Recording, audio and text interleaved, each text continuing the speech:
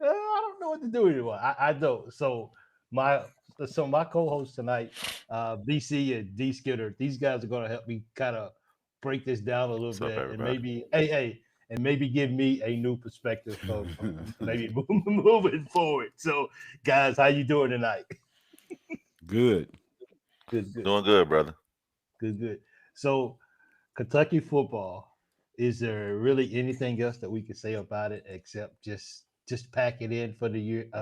Just pack it in for the year, and I think what we got to play what Tennessee Tech this year. That might be I think that's who we played. That may be our last win. I Yeah. hate to say that. I mean that hurts my heart for wanting to be a very positive person and wanting to believe in the program here in Kentucky. I start with you. Well, what's up with Kentucky football, man? So I'm gonna start from a standpoint of saying the first of all, I'm a fan of several things, but I'm always a realist. So I'm looking at everything from a realistic standpoint, and I seen Kentucky in the past year to this year, honestly, in the middle of what most people would probably call a rebuild. They're trying to get the right people, the right everything in place. So my expectations for what they're going to try to do this year wasn't to the moon or bust. It was okay, let's see where they're getting better, if they're getting any better, and then can we actually stack and keep some recruits and build toward the future. So, like in most people's terms, if they were cheering for their favorite sports team, there's a rebuild period. That's where I see the program at right now. So I'm looking for the positives, accepting the negatives for what they are, but I'm not just being unrealistic. So for me, that's my outlook on what I see for the future of Kentucky football. BC. Here's what's crazy. It's funny you said that, D. Right now in college football, college basketball, when you're a coach, every year is a rebuild because guys can leave if they're not getting the playing time or they don't like something or the money's good elsewhere, they Hmm. gone. Yeah. Yeah. Every year is a rebuild. It's the right now being a coach in college is it's probably one of the worst things. Now in pro, you get to keep your core Hmm. because they the guys that they're going to pay. But Hmm. next year you come back college, you don't know who you're going to have. Yep. So it's Un, un, not really based on recruiting, it's on how much money you got. well, it's based on the money and your ability to retain. Mhm. So where my team might not have the deepest pockets, do you have the other stuff in place to say, give me one more year? And do you like it enough here based on the other things that other people don't know about to keep you here for that one more year where you can actually stack talent and be two deep at a position versus one deep at a position? So, yeah, I completely agree once again. Yeah, man. It's Kentucky football, man. Like I just like I said when I first came on, it's like I'm trying my best to be a what do they say? I'm trying to be a positive beacon in a in the dark nights of the sea. And it ain't I don't know how much more excited or what else I can truly say about Kentucky football that would try to be inspiring. And fans, I really, right now, okay, let's just talk about the elephant in the room. We all Hmm. know what's going on with Kentucky football, but everyone seems to really, really want Mark Stoops gone. Hmm. Is this the ultimate? I mean, is this the key to Kentucky football being better? I asked the question. I wish I could have put it up, but BC is this the answer for Kentucky football to be better? I mean, and I don't think many people out there.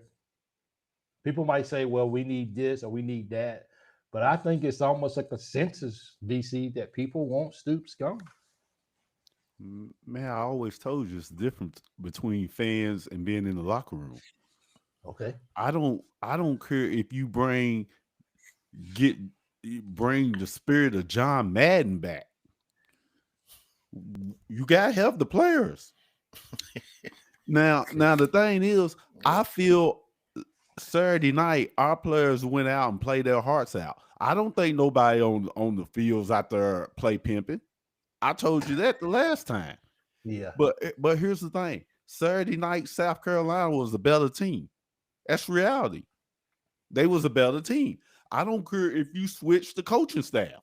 Take South Carolina and put it with Kentucky and Kentucky's coaching staff with South Carolina.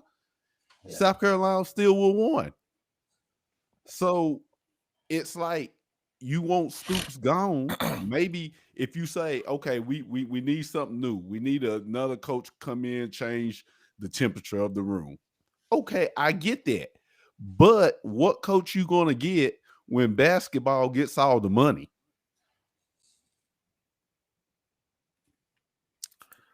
So that's the reality of it. So for me, sitting in the stands, we were there Saturday. We had a bunch of people there. My son is originally from South Carolina. We had a bunch of fans there, and I surround myself with just realists. Don't be a super fan. Just we talk real sports, real football, real whatever. Sitting in the stands, it felt like we weren't sure if the better team won, but 2 turnovers that led to a straight 14 points. I'm not talking about a turnover that led to a drive that led to points. I'm talking about the turnover equaled 14 points. Touchdown. Yeah. If you take that away, just that, you see how close the 2 teams really and truly were. And even Lenore Sellers, which I'm a huge fan of, even his rushing stats aren't nothing that South Carolina did other than those 2 specific plays was really just like, oh my God, they are so much better. It just didn't feel like that watching the game.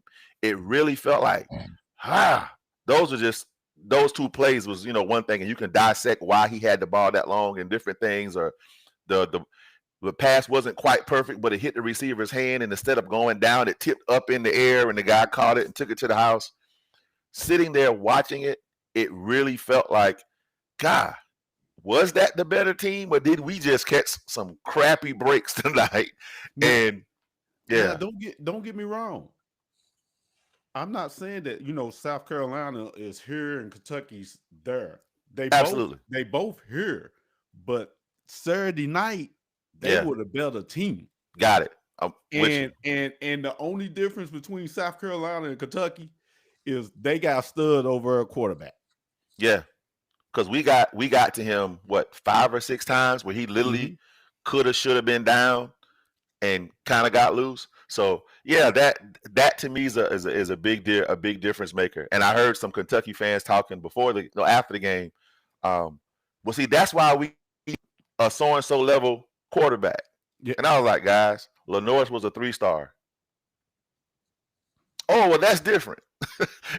You kind of don't know what you got until you got it. You know what I mean? So, because when Lenore's first got to South Carolina, it was a lot of fans going, why'd they sign him?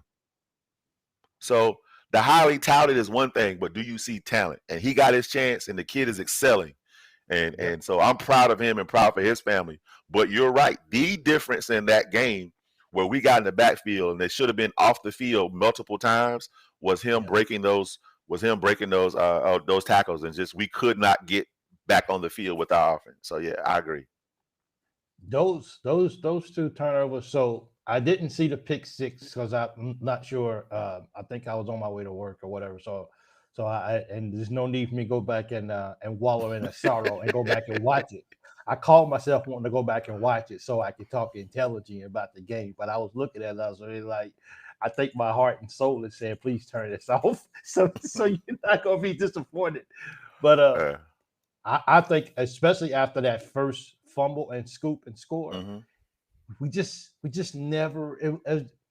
It's like they ripped everything out of us from that one single play, and it just felt like we just kept making even go back to what BC says. It's like, or even you, D, it was like it's just a little tip. It's just actually I did see that touchdown too as well. It's just a little tip. It's the fumble. If our lineman would have just fell on the ball and wrapped the ball up, maybe we could have punted it away and changed the field. it's so many. Just it was a lot of little small things out there that just added up. And when you look at the score, you see the score being what it is, more than we just had a couple of smaller little plays out there that just didn't go our way. The ball fell in our lineman's arm and it just bounced out, and then they picked it up, and then they just ran into the house. You know, I mean, it was the little stuff like that. If you take it, if we were able to pull that stuff out and not even look at that anymore, then you would say, because our defense only gave up 14 points all night. That's not bad. You know, our defense, they played solid football. Our offense put us in extremely bad situations, and they gave up 21 points. Our offense did. So when you look at that, you be like, okay. But then I asked the question, let's talk about the quarterback. Everybody's been talking about Cutter. Cutter's the guy. Cutter, you know, he's the guy. Put him in. Do you continue? Go ahead. Well, I told you that I was like, man, I got to see what Cutter do against South Carolina. Yes. I told you that Quezada, I think he would have put up the same numbers against Eastern Michigan. Yes. I really do. Yeah. Okay. But I was like, man, I got to see what he do against South Carolina. You know, that's that we 0-2 playing good teams. So I can't measure quarterback on playing Eastern Michigan when it comes to SEC play. I think a lot of people just saw what they wanted to see. We wanted Cutter, we got Cutter. He's amazing. And I think it comes back down to what you said, because in SEC playing against other SEC schools, 1,001, 1,002, the ball better be gone. Yeah. 1,001, 1,002, oh Lord. Everything's going crazy at this point. And it just got to the point where even some of the sacks that he took, we were after 1,003. We were pushing 1,004 on the count. And then there were some times where he literally just could have thrown it out of bounds. And he just didn't. Yeah. And that's growing pains, but he's a redshirt freshman? Yeah. Is he a redshirt freshman? This is his second year in the program. Something like that. Yeah. So I don't know how much he played last year. So he might technically still be a redshirt freshman. So he's still a young quarterback. So I agree with you, BC. Like, a lot of people were pouring their hopes and dreams on saying Calzada was crap and he's the next best thing. And I remember saying this when I watched y'all show. I said, okay, let's say he doesn't perform well. Well, now what? As a fan base, y'all painted yourself in a corner saying this guy sucks. No, he sucks too. It's just not a fair assessment of what's going on. It's real football. And an extra second of knowing when to get rid of the ball, it all makes a huge difference. So, yeah. Like I said, man, it's the strangest quarterback room we got, because here's why. Nobody believes in neither the three quarterbacks we got. That's bad.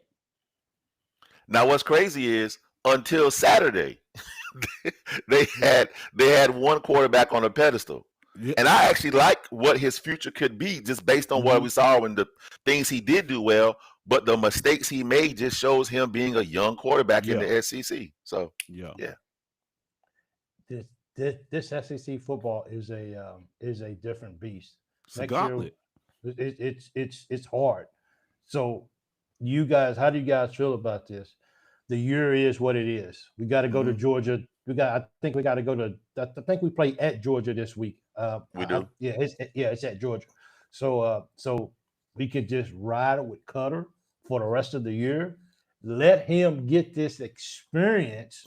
I don't see him transferring unless something drastic happens. I know we got a prospective good quarterback coming in next year. But do we just say the heck with this year? Let's just get Cutter as many reps as he can, and then next year we can be that team that has a solid, tested quarterback, or what? I mean, because now everybody's like, "Look, man, Big Blue Madness is I think October 11th. Once that happens, basketball season's here.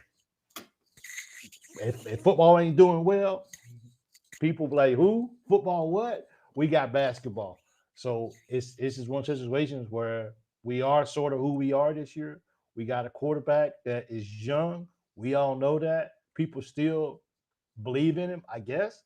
But it's just a matter of fact of just having him get these. Now it's all about reps. It's just can we get him as just like you just said, D.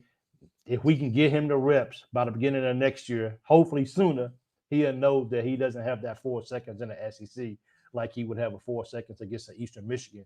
And he's just got to be smart and not take those sacks and set ourselves up for in better positions. But I don't know where we go from here.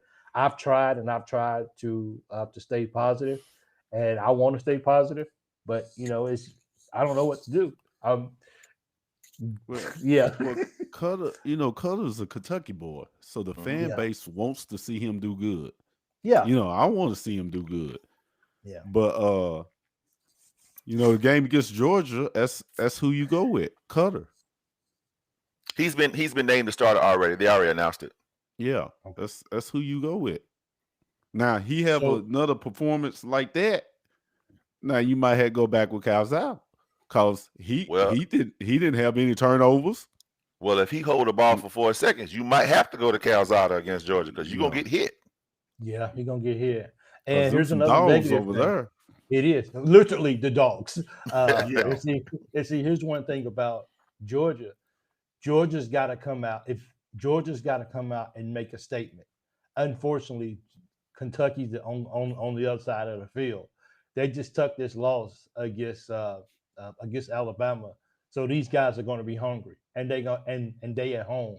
So I don't know. I mean, if one thing about Carter, he's standing there, and I guess he'll get hit. I guess if that's what you want to say, or he throw the ball away, or whatever.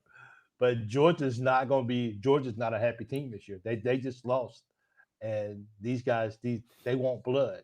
So I don't know if it's look. Carter is going to sink or swim this week, fast, because Georgia's defense is going to come after it. I think win or lose, Georgia was going to be Georgia when we pulled up into town. There is a little bit of an extra oomph based on last year and them just losing last week. But I think as a UK player, if you're expecting anything other than getting 100% of what Georgia is, then, you probably, lying to yourself. So whether we won or whether they had won last week, you still going to UGA. You still going to Athens next week. And you really got to say, hey, can I go man for man across from the man for me and everybody do their job? That's how I'm seeing it going into next. So, BC. Well, here's like the recipes out there. We saw it, I think, maybe our third or fourth drive. What Georgia's going to come out and do, what South Carolina did the whole second quarter, the rest of the game. They're going to come out and they're going to say, well, you know what? We know you love to run. We're not going to let you run on us. Mm-hmm. If you're going to beat us, Cutter's going to have to be Joe Montana. Mm-hmm. Anytime you see a safety in the backfield disrupting things or a linebacker, that means they saying you're going to have to pass on us. You're not going to run. They was bringing blitzes. They was bringing the safety up, and he's in the backfield. Anytime you see that, it's the opposing team is saying you're going to have to beat us on the pass. Your receiver's going to have to beat us one-on-one, and your quarterback's going to have to be the best player on the team. And that's what Georgia's going to come out and do. You're not going to run on us. So I'll pose a question to both of y'all.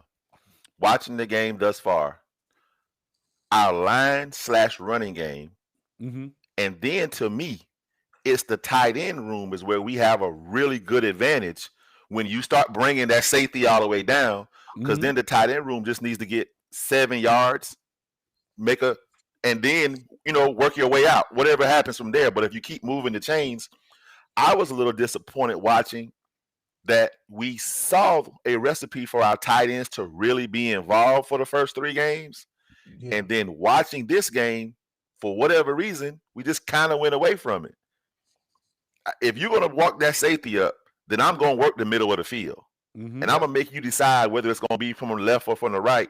And then if you adjust to those guys, then I'm going to give my wide receivers deep shot opportunities. But I just kept waiting for here's the part where the tight ends get involved, because we've seen ourselves do it. And it's like playing Madden at home with your friends or whatever. Yeah. All you can do is this. Okay, well, you better stop it. I'm not going to just change what I'm doing because you don't want me to do it. So I was waiting for them to bring out the playbook and do what we have been doing for the first 3 games. And it just never felt like we got back to that. And I think sometimes we either too conservative or scared, because the safety's coming up, and we had who was it, Macklin deep? It was just overthrown a little bit. Yeah. But we never went back to it. Never went back to it. And like you say, D, we wasn't looking for the tight ends over the middle when the safeties and the linebackers was coming up. So I don't know. Yeah, it felt like for the first time this year, I watched the play call and try to get clever. I hate watching my sons play in high school. The one thing I hated in this world was watching a coach go, I know we're good at this and this, but I'm going to do this third thing because they'll never see it coming. No, do what we're good at.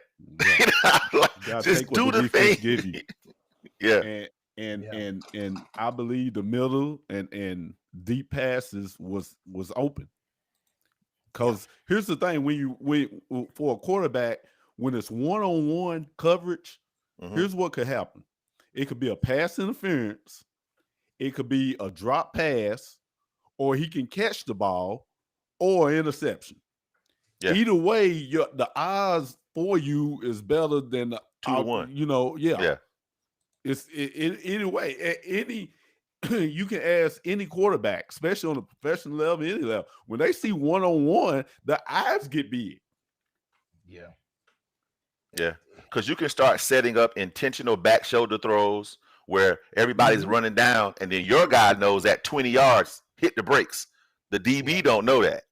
Or if it feels like we can't get separation, I learned this from a coach a long time ago. He said, if I can't get separation with my wide receivers, I'm going to have them run that long route, and I'm going to have them slow down intentionally, and I'm going to draw the pass interference, just like kind of drawing a charge in basketball. Yeah. There's all kind of ways to skin it. Is this, can you work it? Now can we get in those other teams' DB heads like, man, they doing all kind of damn tricks out here. Even if I got the best athlete, every so often, you just got to work the advantages. Just work the advantages. And that's what I kept waiting for. Right before the end of the half, the tight end, again, Willie, ran the middle seam with a little curl to it, hit him. Now, they wound up doing the little hook and ladder and trying to make some stuff happen. But the point is, Willie was there in the middle of the field again, open.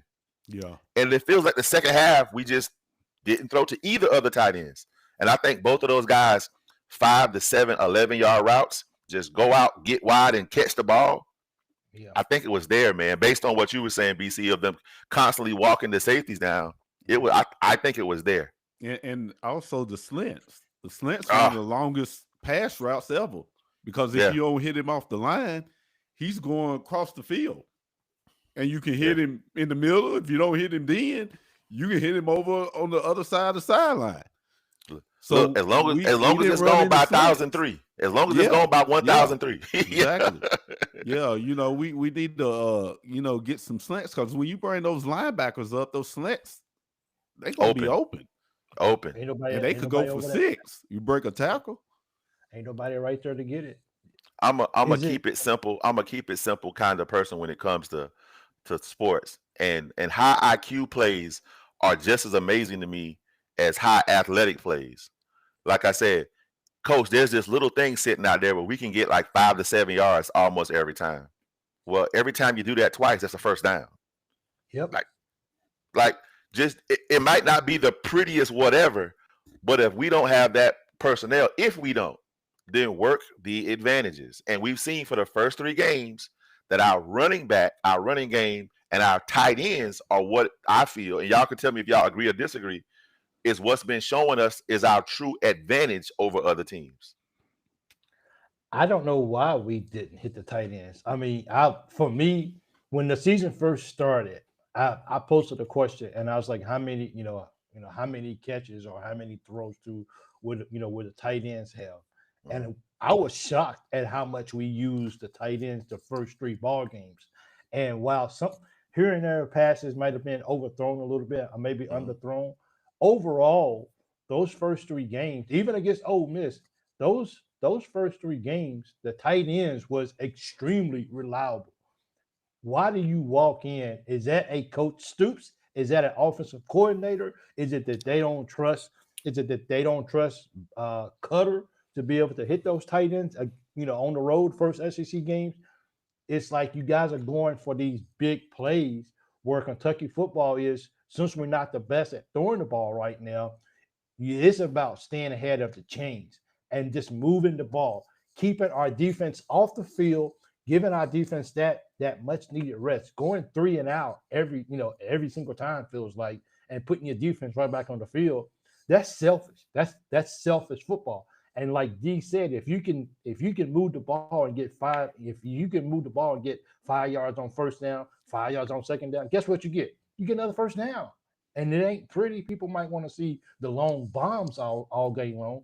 But right now, we are a football team that just needs to move the football and keep the chains moving and give our defense a rest, because let's be real, we going to require our defense to try to win ball games for us. But when these guys, by the third quarter, these guys are sucking air because they've been on the field all night, what more can you expect?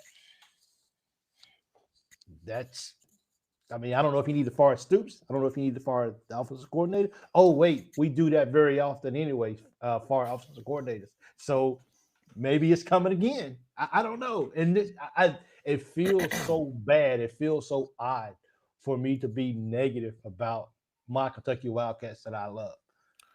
But something's got to change, bro. I don't think talking about what you're actually seeing is being a negative fan.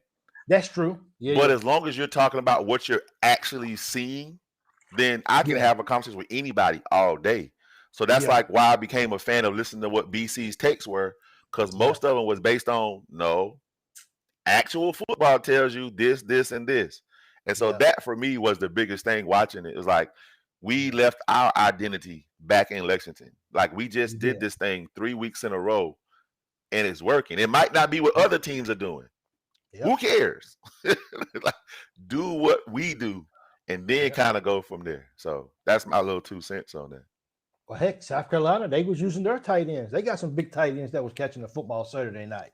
So it's kind of like, why don't we use our tight ends? Our tight ends are pretty good too, And tight ends the hardest one to cover, because they can go long, left or right, and just literally sit down right behind the linebackers and just get just big. I'm right here. I'm right here. So it feels like I said. It felt like we're trying to be clever. Yeah, we obviously see what we are good at. Do what we're good at. Make the other team stop what we're good at. That's my only, I would say, criticism. But that would be of me watching any team play, not necessarily just UK. Just our best bet for our defense to really get after people is going to be for our offense to play ball control. Yep. That just feels like what the truth of it is. And just accept that and do that. Because at the end of the day, no one's going to care if you won ugly, or no one's going to care if you won in a beautiful way. All they want to know is, did we win or did we lose? So I think this actually, since we're talking about the tight ends, I'm gonna throw up this comment right here. The longest play we have is to a tight end all year. So but we went away from that, and that's the thing that hurts the most. I think this next comment that I'm gonna throw up right here, I think you and I we talked about this prior to going live, and I think this is where a lot of the fan base is at right now, dealing with football. I'm done with football. My focus now is on basketball. Next week, October 11th, Big Blue Nets. This is thanks, Otis. I appreciate it. This is where a lot of fans stand at today. Lord, I hope y'all basketball season go amazing. I hope, boy. Hey, D. Mark Pope's always on the stove. Yeah, believe it. So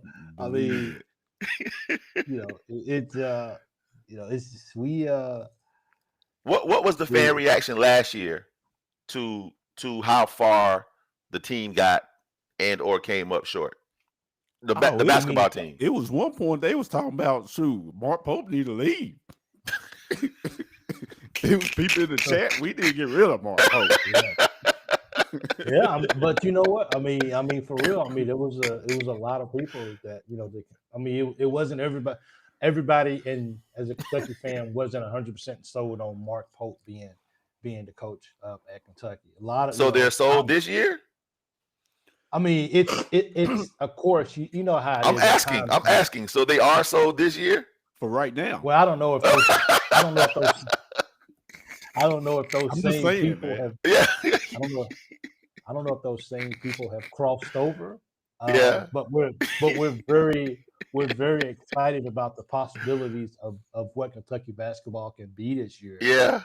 With just who they got coming in, and like I said, people are hopeful that Kentucky football is good, but if they're not, then people will check out. So I remember, I guess it was 2 years ago. I was actually I was at a wedding in Georgia. I think it was in Georgia, right? Yeah. And I was watching the Kentucky and Georgia football game, and we just got clobbered. I mean, we just got destroyed. If we get, I think for me, it's always been one or two things. You can lose, but if you go down fighting, I think the fans can appreciate that a little bit more than just going in and just getting blown out like that. Like that big blowout against South Carolina, even though it's lopsided because the offense gave up 3 touchdowns, fans are just outright. If we go down, people are not going to be naive and says, well, we're going to go to Georgia and get this W. But a lot of people just want to see the fight. Can we fight? Will we represent, will our guys represent Kentucky and not go down and just get blown out and just get wiped off the field before the third quarter even starts? Am I hearing y'all correctly?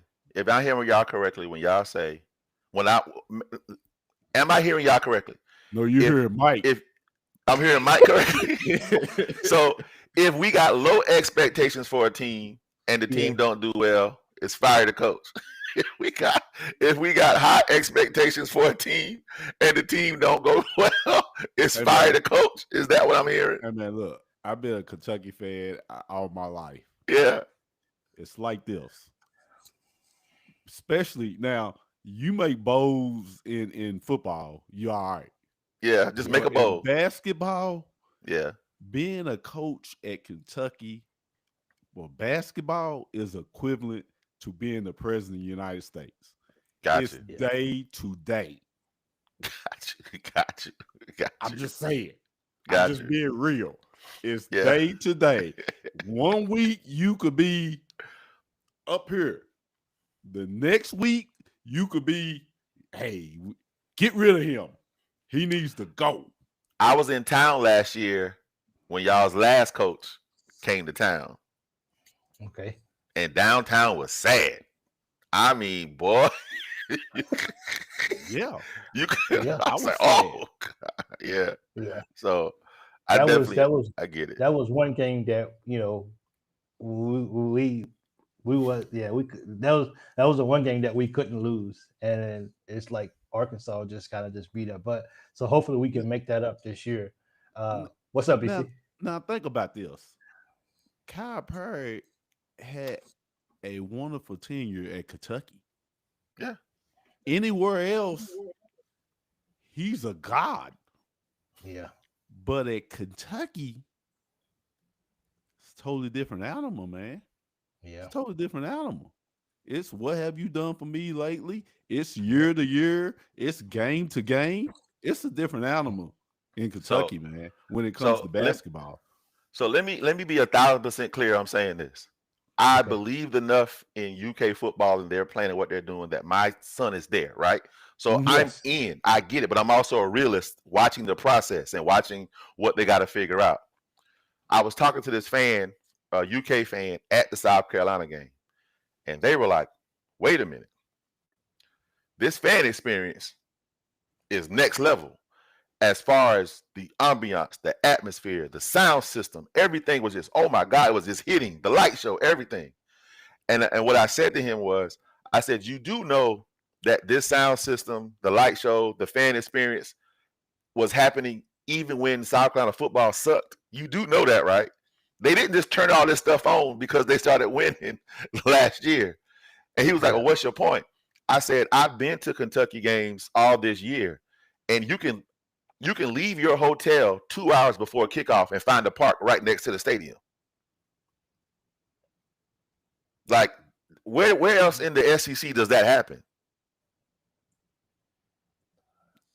I'm asking. Do that in back. Yeah, you won't do it. But it's basketball is totally different. You better leave 3 hours for the game. Yeah. Well, and so my point saying that to him was the fan love affair with the team. Like, we used to go to South Carolina games and get the absolute doors blown off of us.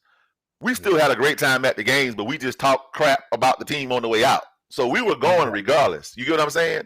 So it feels like Kentucky's whole thing is, now I'm here. Well, by God, I'm never buying another ticket, or by God, I'm canceling my.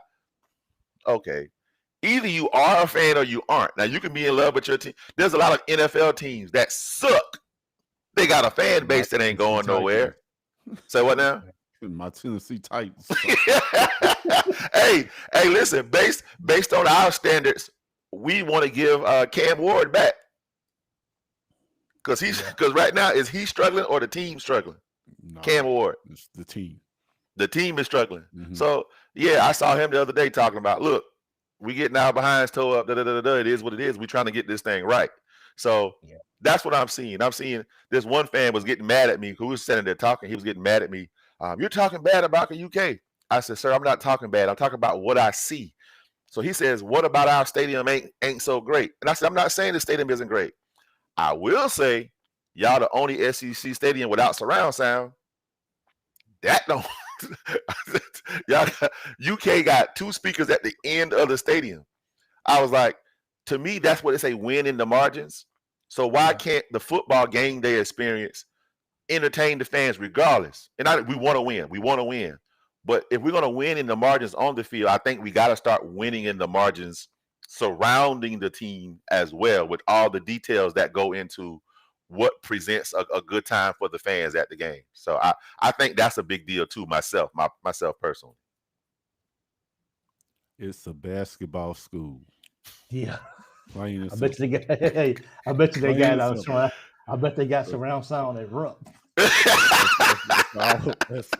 a basketball school. It is. Yeah. And, that's just one of those things where, as an outsider,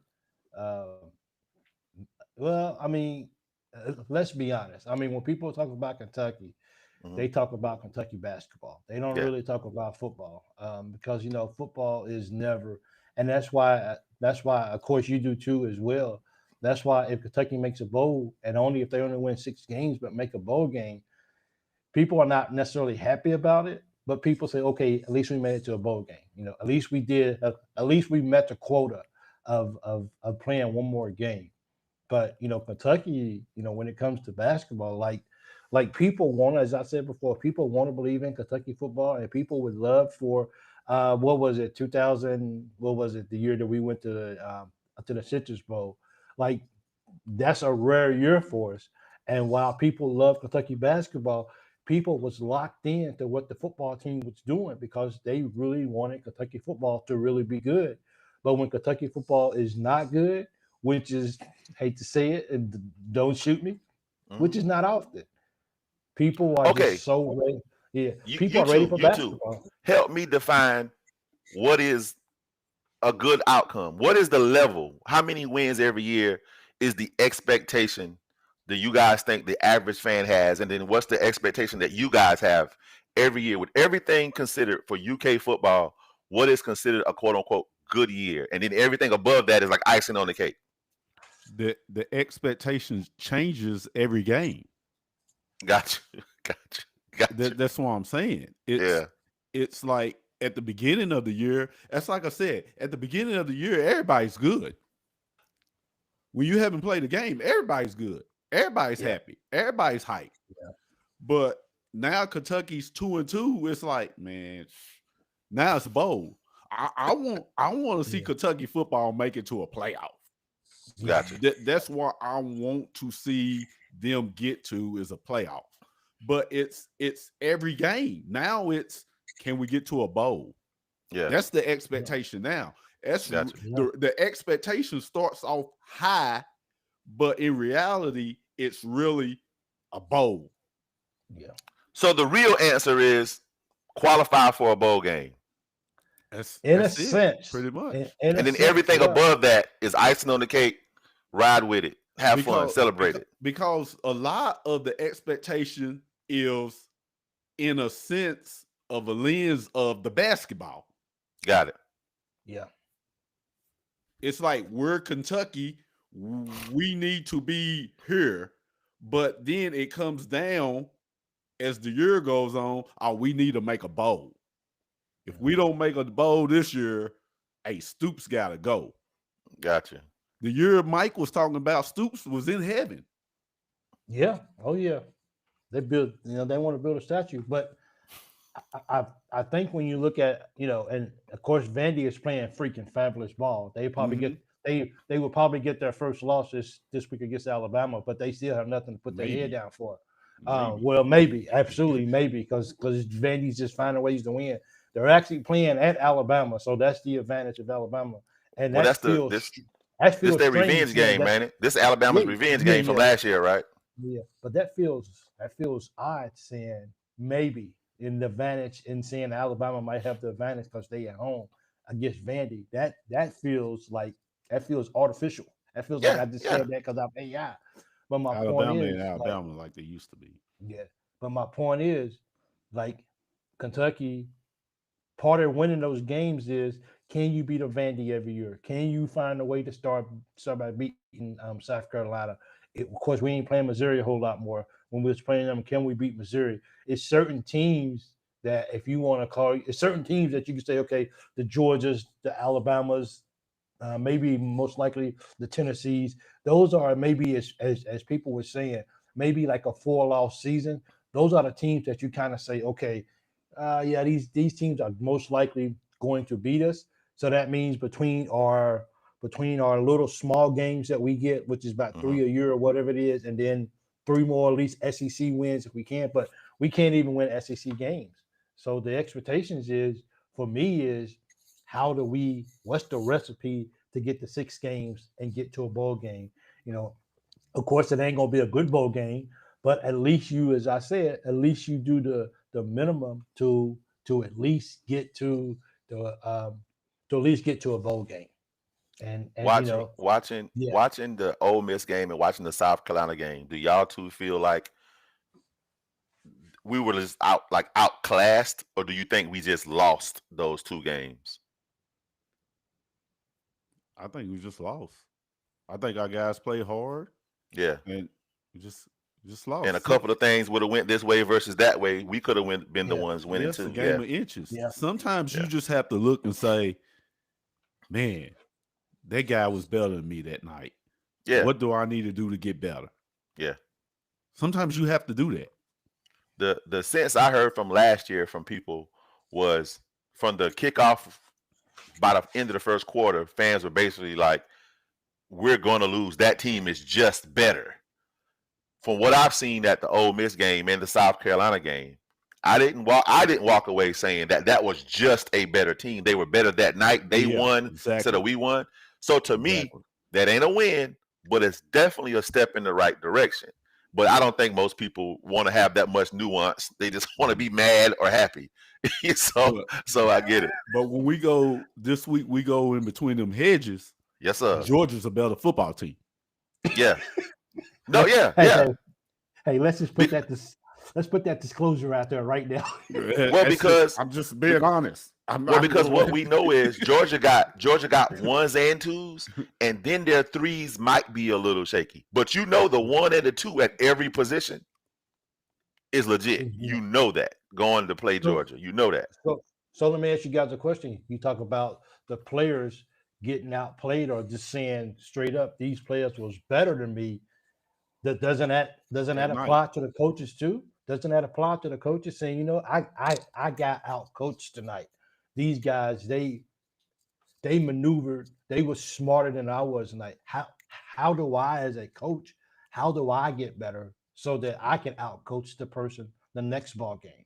And it you know, are our coaches just saying, well, we got beat, whatever? Are they taking the responsibility of saying I got out coach? And if so, are they improving? They're not improving if we can't even throw it back, if we can't even hit our guys that's been the best all year, which is our tight ends. They regressed as coaches by saying we're gonna go away that what's been working for us all year long. So they're not getting better. So if they're not getting better, how can we expect our players to go back and do self-evaluations if our coaches are not doing self-evaluations? But Big Mike, when you give up 21 points and you know, and the opposing team defense, you give up 21 points, it's nothing about being out coached. I saw two places where I think Beamer had an advantage when they went for the fake. Yep. I think that was a coaching moment. And then I think, like he's saying, just doubling down. Like, don't try to out clever. Just double down on what we do well. I think that might have been like coaching. Other than that, everything you're saying, BC, is 1,000%. Those are the two things I saw that I would say, yeah, maybe coaching advantage, but that giving up points on defense, that on offense, giving up points to their defense, that's just like nail in the coffin. Yeah. Like I said earlier, if you switch coaching staffs, you think Kentucky would have won? No, because we still would not with everything that happened. No. Yeah. So there's your answer. So it's okay. So does Stoops need to be fired? And I know what position you have, D, because your son's on the team and everything. So I know your position. So I know that's a fine line for you. Well, but does Stoops need to be fired? For the record, that ain't why I feel the way I feel. I feel the way I feel because I'm watching it and just communicating and being around the vibe. BC, you said it earlier.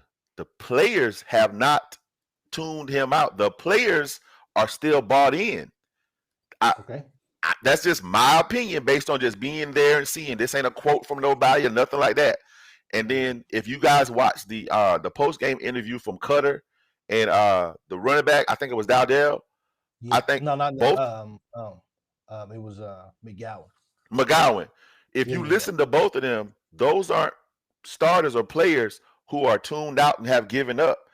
They really feel like, no, we're on to something. Like just listening to the players. So to me, my answer is actually no. If you lose the team, that's something totally different. But that's not what I'm seeing. That's not what I'm sensing. So that's my response. So, BC? If you fire him, who you gonna get? which is well, good question, BC, because that was going to be my next question. And then D sent me a video about the Arkansas coach getting fired and the expectations versus, I think expectations versus reality or something like that. I can't remember once you fire Stoops, you can say, I'm going to bring in this coach right here. But what advantages, how are you going to set, I think it's Summerall, how are you going to set him up for success? Because if you're going to bring him in, if you're going to bring any coach in, Gruden, as far as, John Gruden, his name's out there thrown around for coming back to college football. And Nick Saban. Whatever. I heard Nick Saban. If John Gruden and Nick Saban would not come to Kentucky to coach football, because if they did, Kentucky basketball is going to be giving up a whole lot. Yeah. And it ain't going to be going out no porter and get all and having all this money to get what they want. You think John Gruden and Nick Saban going to come here and say, well, the money y'all giving us in the football program, I'm cool with that? Heck no. Nope. That's not going to happen. And for everybody watching, if you go to YouTube and look up Josh Pate, he's talking about the Arkansas coach, you will see how he breaks it down. Like you just said, BC, the dream coach you want, he's gonna have expectations too of what he needs to win. Yep. And then it's still not guaranteed. Because if we being real, Arkansas is a basketball school. That's why Kyle Perry went there. Yeah. It's not a football school. Arkansas done held a championship. Oh yeah, Nolan Richardson. Yeah. Nolan That's Richardson. considered a basketball school. That's why Kyle Perry went there. Kyle Perry is not going to go somewhere where it's a football school. He understands. No coach is. So, but that's what we're saying. We're hearing everybody talk about firing, and then one guy told me, "Well, the next coach, we ain't paying him this much. What you gonna pay him? What you gonna pay him?" I think this is the guy that a lot of people seem to want around the program. Well, fans wise, I say fans wise. Okay. And, but you bring him in, is he going to have the money to recruit, or is he going to have the same budget that Mark Stoops has? And is he going to go? Now it's about developing players, but is he going to go out? You know, he's going to go out and have the same tools that Stoops has, but people want different results. And you can't do that because now you got these schools that we can't compete with when it comes to money, and everybody's getting Rev money. So now what else you got for me? And I like that that Mr. Pate on that YouTube channel, I'm glad that he actually made sure that people understood that everybody's getting Rev. Now what else you got? He said you got Rev share. Now give me the plan for everything else. Yes. And if you don't have a plan for everything else, you're fooling yourself. Yeah.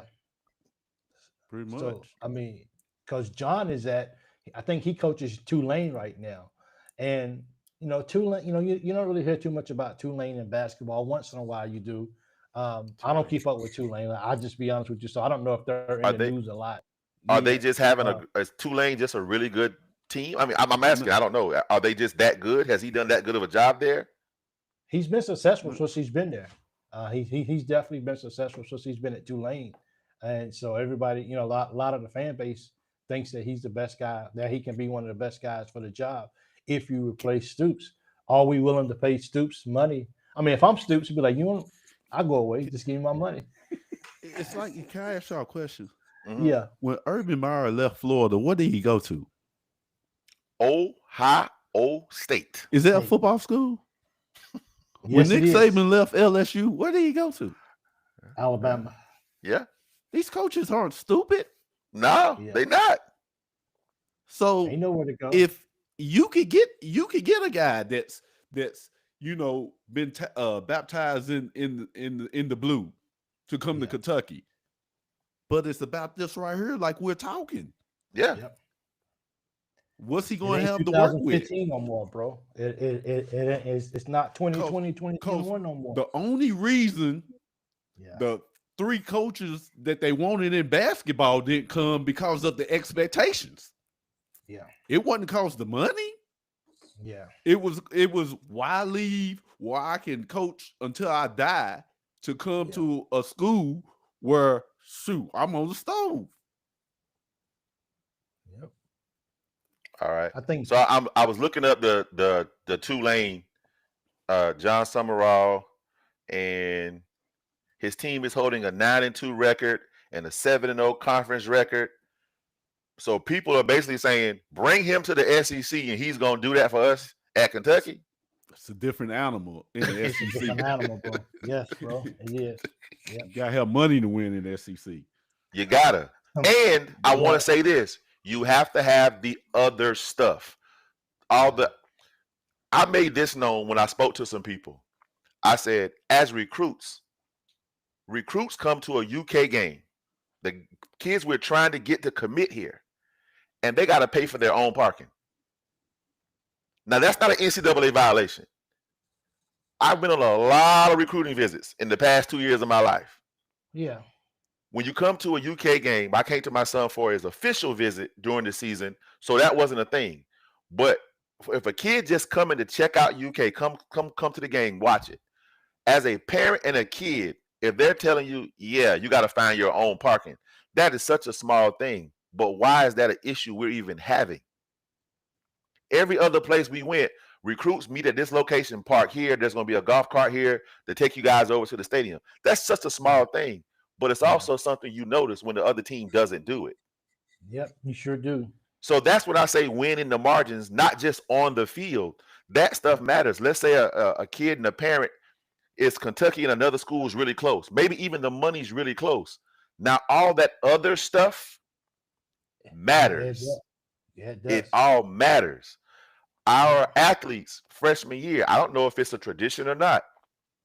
Every other school my son toured. So this is telling you how much we believed in what we saw at Kentucky as far as a football program.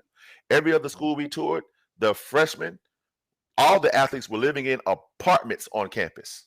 Yeah. At Kentucky, it's the dorms. There's nothing wrong with that. But if you're trying to get a kid to be a tiebreaker moment, it matters.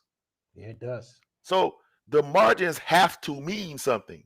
And I know this is the name not to be spoken, you know, but when Vince was here, the one thing he was about was the details when it came to recruiting. Like that stuff mattered. You felt important. I watched a kid 3 weeks ago. I watched a pretty high level recruit in the room, got a Gatorade, and he gave one to his dad. He was like, "You want the rest of this, Dad?" His dad was like, "Sure." He gave it to his dad. I watched the UK staff come over and basically tell the dad, "I don't think you're supposed to have that Gatorade, sir." Oh my goodness, bro. That's now just sitting in a room, they didn't know who I was. The parents didn't, because my son was also a recruit. So I'm here now with my son on the field, but my other son is a recruit. And I'm watching the Kentucky staff walk over and say, "Sir, you shouldn't have that Gatorade." So whether the money is real or not, I'm leaving that visit thinking these people broke. They argued with my dad over a Gatorade. So the little stuff matters. We were standing outside to sign in as recruits, and this was the day it was raining right before, and then it stopped raining. The dad beside me turned to me and said, "If it was still raining, would we still be standing in the rain waiting to sign in?" It matters. Yep. The little things matter on and off the field. So I think a lot of people really think everything's going to be fixed by fire Stoops. Okay. But then what's got to come into place? Man, this is I'm getting some good let me read this. Charles puts without football, UK is going to struggle because UK has to pay rent at Rupp. Yeah.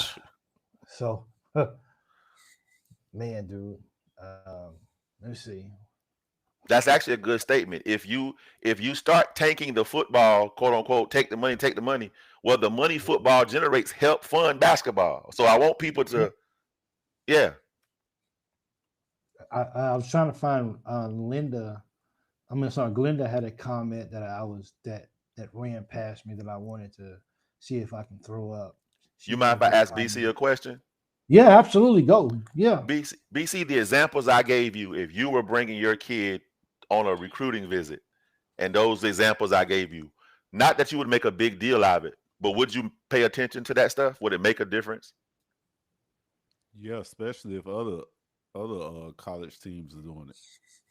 Yeah. Yeah, when you go on a recruit, you kind of expecting the VIP treatment. At least a little bit of it, right? Roll the red carpet out a little bit. Yeah. Yeah. I would be expecting a lot of it. Well, I'm just going to. I digress. So to me, it matters. It all matters, because the coach will tell you every day we got to win within the margins. So, yeah. Summerall's not ready for the coach in the SEC. Ole Miss blew him off the field. He is 0-4, I guess, against SEC or versus SR. I'm not sure what SR stands for. If my son was going to a school like that and they told me I couldn't even have a Gatorade, so just so y'all are clear, when it's a non-official visit, you pay a fee, and then they provide like the different meals within that fee. But this Okay. dad, I guess he just wasn't hungry or thirsty. He was like, "No, I'm good. I don't want to, whatever." His son gave him the Gatorade that he was drinking. Dad, you want the rest of this? Yeah. And the guy walked over. "Excuse me, sir." I was like, "Oh my God." Like, that is not how you make an impression. That's No, it's that not. just that ain't how you make an impression. If to be the average person looking at going, if they're being whatever about that, what else might they be cutting corners on? Yeah, it's the little small details, man, that matter the most. And at the end of the day, it might not be something that maybe it might not be alarming at the second, but on that ride home, somebody in that car is thinking about that. Somebody's thinking about that. And if I go to another school next week and I get a Gatorade and nobody says anything, Kentucky, you're gonna laugh about it. But yeah, Kentucky who? I don't want to go there. You know what I'm saying? So you trying to sell me Kentucky program, but this is how we see. And what do they say?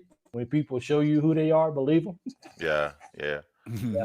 For me, the biggest again, this shows how much me and my son believed in why he's here.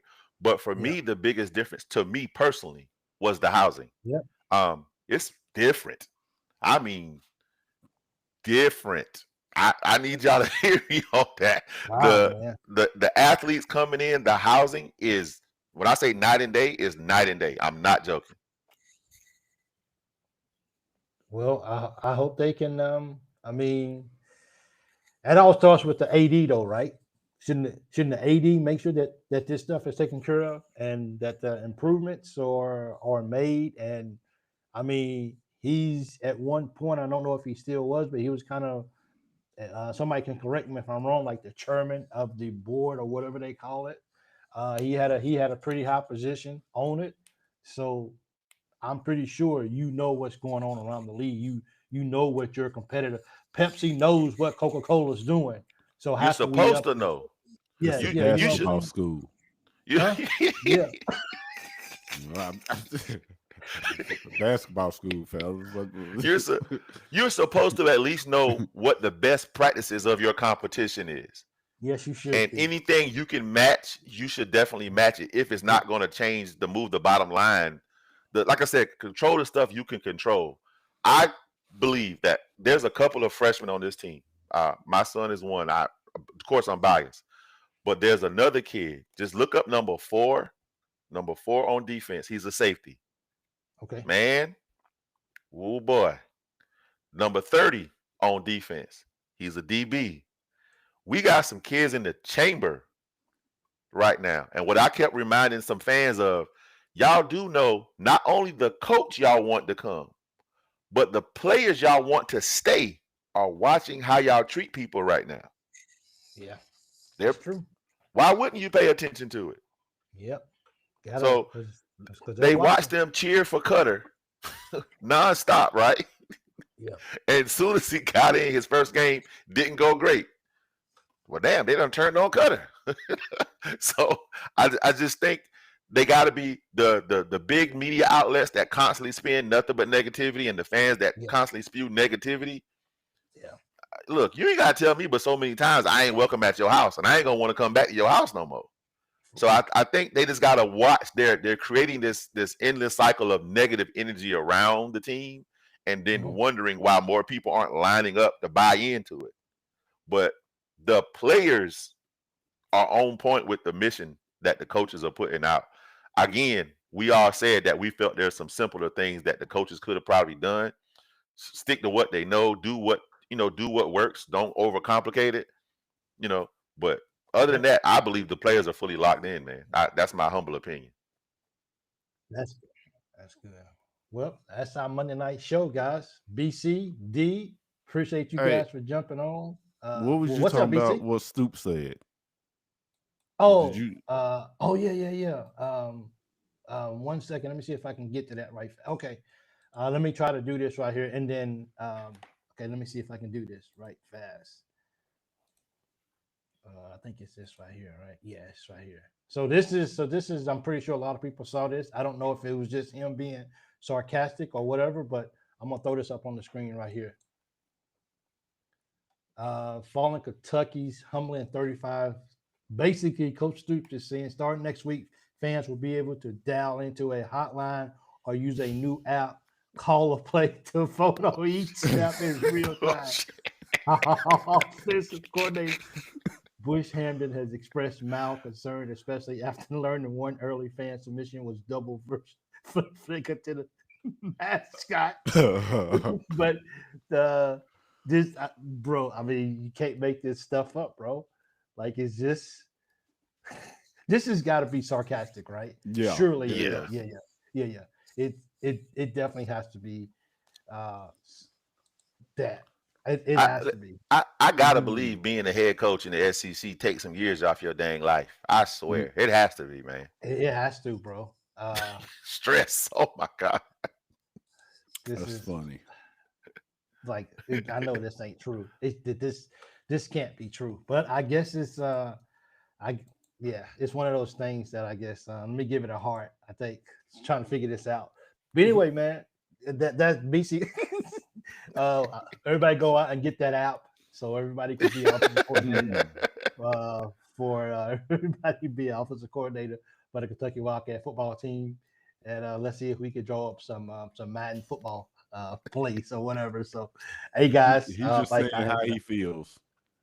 Basically. Glender says, Mike, I have to start wearing pink shoes after surgery next week. Well, Glenda, good luck to your I'm not sure if that's sarcastic, but if it's not, Glenda, good luck after your surgery. Maybe I should end it. Maybe I should have threw it up a long time ago, but I love. Yeah. Anyway, D, it's always a pleasure to have you on. BC, you know it's all good for you, big guy. And I appreciate everybody. Coach needs to go with offensive coordinator, as Otis was said.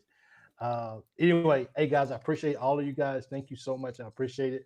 Thanks. Make sure that you hit the like button. And if you haven't subscribed yet, please go subscribe to the channel here on YouTube. Thank you guys. Until next time, I'm Big Mike, D, and B.